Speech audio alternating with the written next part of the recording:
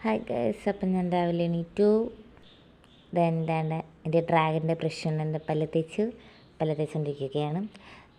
പല്ല് തേച്ചതിന് ശേഷം ഞാൻ വൈറ്റമിൻ സിയുടെ ഒരു ഫേസ് വാഷ് യൂസ് ചെയ്യും. സോ ഇതിന് നമ്മുടെ വൈറ്റ് ഹെഡ്സൊക്കെ പോകാനായിട്ട് ഹെൽപ്പ് ചെയ്യും കേട്ടോ. എന്നുവെച്ചാൽ സ്ക്രബുണ്ട്, അപ്പോൾ ഞാനത് വെച്ചിട്ടിങ്ങനെ സ്ക്രബ് ചെയ്ത് ഇങ്ങനെ ഇരിക്കുകയായിരുന്നു.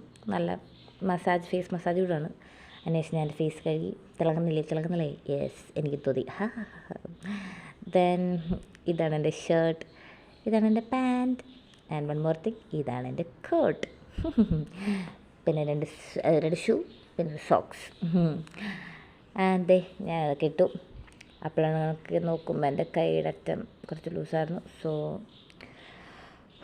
പിന്നെ ഇൻ ചെയ്തു. ഞാനിങ്ങനെ നോക്കിക്കൊണ്ടിരിക്കുകയാണ്. പിന്നെ എൻ്റെ സ്റ്റുഡിയോയിൽ നിന്ന് ഞാൻ 99 രൂപയ്ക്ക് മേടിച്ച എൻ്റെ സ്പ്രേ.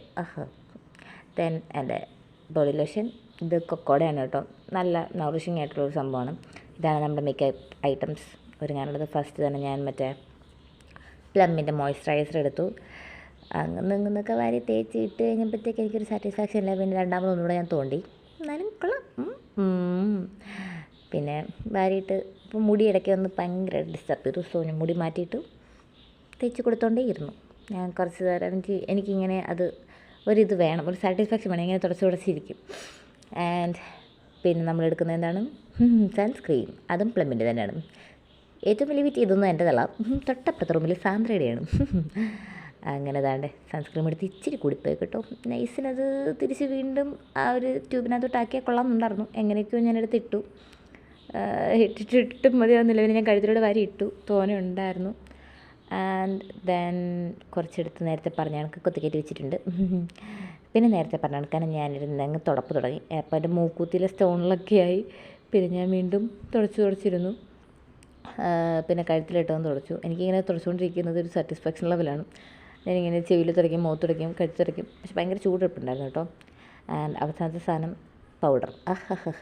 ഈ പൗഡർ ഇടുന്നത് ഞാൻ കുറേ തവണ ഇടും. ആദ്യം ഇങ്ങനെ ജസ്റ്റ് ഇങ്ങനെ ടച്ച് ചെയ്തിടും. അത് എല്ലായിടത്തും ആയി എന്നെനിക്ക് തോന്നിയാൽ ഞാൻ വീണ്ടും ഒന്നുകൂടെ എടുത്തിടും.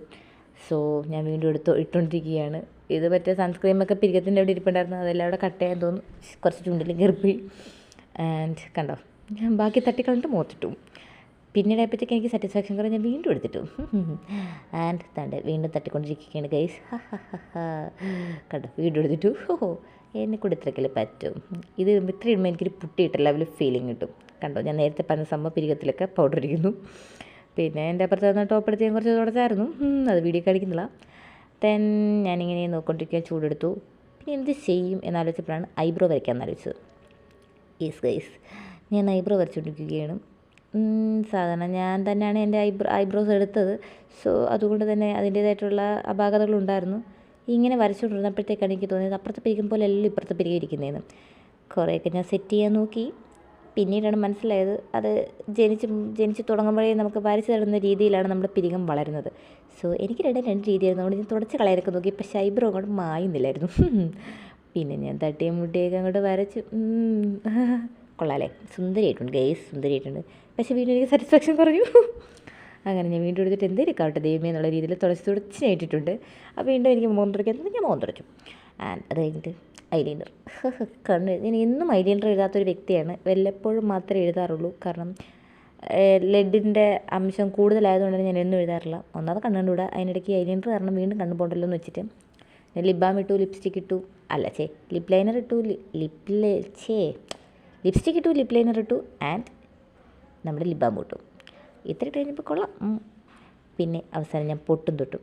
തെറ്റല്ലേ എന്ന് പ്രാർത്ഥിച്ചായിരുന്നു ഞാൻ പൊട്ട് തൊട്ടത്. സാധാരണ എപ്പോഴും ഇടുമ്പോൾ എനിക്ക് 2-3 അറ്റംപ്റ്റ് നടത്തേണ്ടി വരും. ഇത്തവണ ഒറ്റ അറ്റംപ്റ്റ് കാര്യം തീർത്തു. ആൻഡ് പിന്നെ നമ്മൾ മുടി, സാധാരണ ഷർട്ടും പാൻറ്റും കൂട്ടിടുമ്പോഴത്തേക്ക് എങ്ങനെ മുടി കിട്ടും എന്നുള്ള ഒരു ഇതുണ്ടായിരുന്നു. സംഭവം പണ്ട് എനിക്ക് ഷോർട്ട് ഹെയർ ആയിരുന്ന സമയത്ത് ഞാൻ ജസ്റ്റ് അഴിച്ചിടുമായിരുന്നു. ഇപ്പോൾ താണ്ട ഞാൻ ഇങ്ങനെയൊക്കെ വെച്ചിട്ട് കെട്ടിയിട്ടുണ്ട്. എങ്ങനെ ഇരിക്കും എന്തോ. സാധാരണ ഈ ക്ലിപ്പിൻ്റെ തലയിൽ ഇരിക്കാത്തതാണ്, കുറച്ച് മുടിയുടെ കനം കൂടുതലുള്ളതുകൊണ്ട്. ആൻഡ് ഇട്ട് കുറച്ച് കഴിഞ്ഞപ്പോഴത്തേക്ക് ഞാൻ നോക്കി, കുഴപ്പമില്ല അല്ലേ, സെറ്റായിട്ടുണ്ട് ഏതാണ്ടൊക്കെ. ആൻഡ് പിന്നീടാണ് ആലോചിച്ച് കോട്ടിട്ടില്ലായിരുന്നു.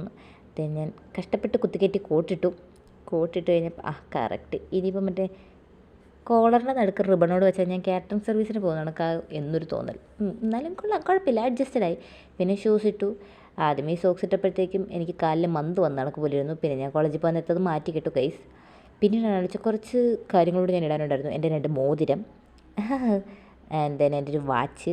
സോ വാച്ചും കെട്ടി മോതിരവും ഇട്ട് പിന്നെ 2 തവണ കൂടി ഞാൻ സ്പ്രേ അടിച്ചു. ഞാൻ സ്പ്രേ അടിക്കാതെ എവിടെയും പോകാറില്ല ഗൈസ്. ആൻഡ് അത് കുത്തിക്കയറ്റി ഇട്ടു ഞാൻ ആ വാച്ച്.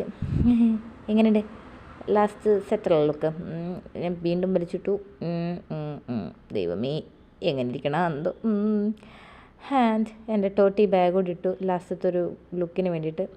പിന്നെ ഹോസ്റ്റലിൽ ഈ ഫുഡും കഴിച്ചു, പാലും കുടിച്ചു. ഇതാണ് എൻ്റെ ലാസ്റ്റത്തെ ഔട്ട്ഫിറ്റ്.